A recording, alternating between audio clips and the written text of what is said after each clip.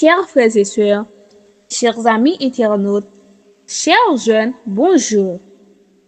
Je dis merci à Dieu d'avoir fait choix de moi pour porter son message. Prions le Seigneur. Adorable Père céleste, nous te disons merci pour tes bienfaits manifestés envers nous. Maintenant, nous allons écouter ton message. Reste avec nous et dirige-nous au nom de Jésus. Amen. Notre message a pour titre « Jeunesse de mon temps ». Êtes-vous prête pour le combat final? Pour commencer mon message, je dois définir le mot jeunesse. Le mot jeunesse veut dire période de la vie humaine comprise entre l'enfance et l'âge mûr, être âgé et j'en passe. La servante du Seigneur nous dit que le message doit être terminé par les jeunes. La question dont je me pose, est-ce que vous et moi, nous sommes prêtes pour terminer le message que Dieu nous a confié pour la fin des temps? Sommes-nous des exemples pour les gens du dehors?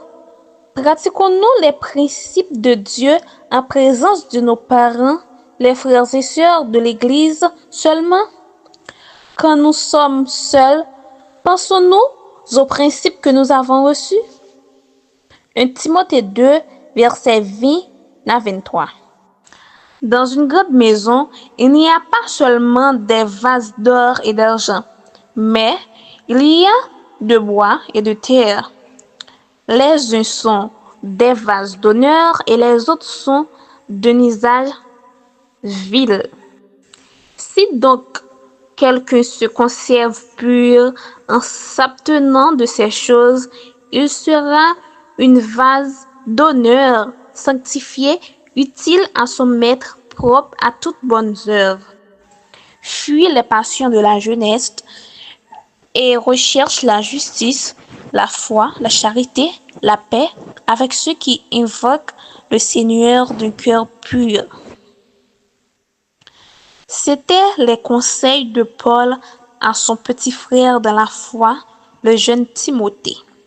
Jeune de mon temps, qu'as-tu fait avec les enseignements reçus dès ton enfance? As-tu gardé la foi de la parole de Dieu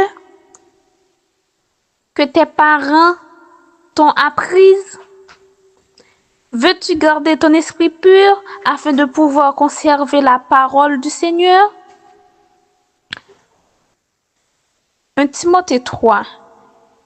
1 Timothée 1er, verset 3. L'apôtre Paul déclare qu'il rend grâce à Dieu que ses ancêtres ont servi et qu'il le serve lui-même avec une conscience pure. Amen.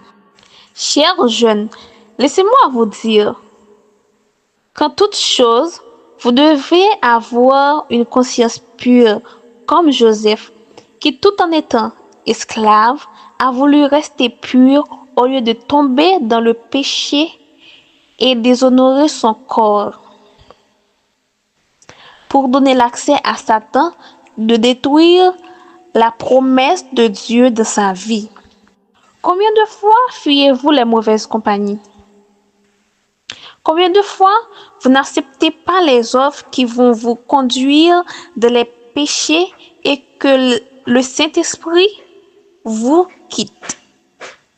Daniel et ses compagnons dans la cour du roi n'étaient pas en présence de leurs parents, mais ils savaient qu'ils étaient en la présence de Dieu.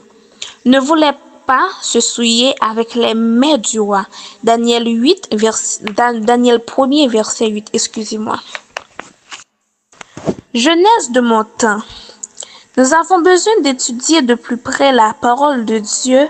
Notre attention devrait se porter sur le livre de Daniel et de l'Apocalypse comme jamais auparavant. Événements des derniers jours, page 19, numéro 19.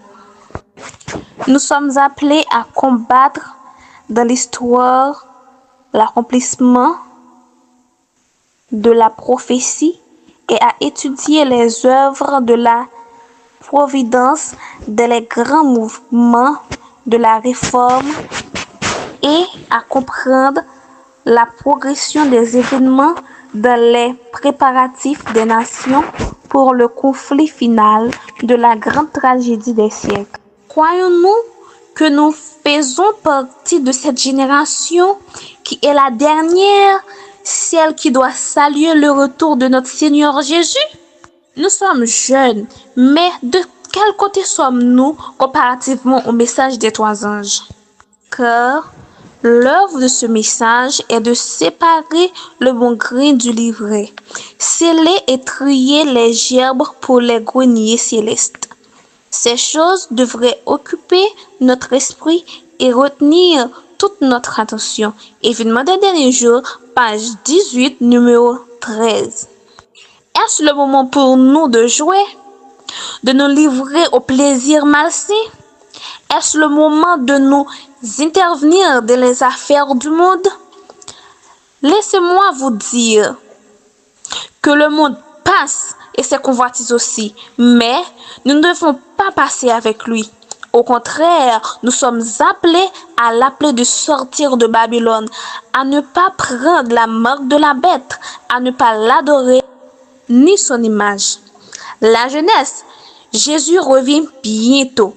Lève-toi, sois éclairé, car ton Seigneur arrive.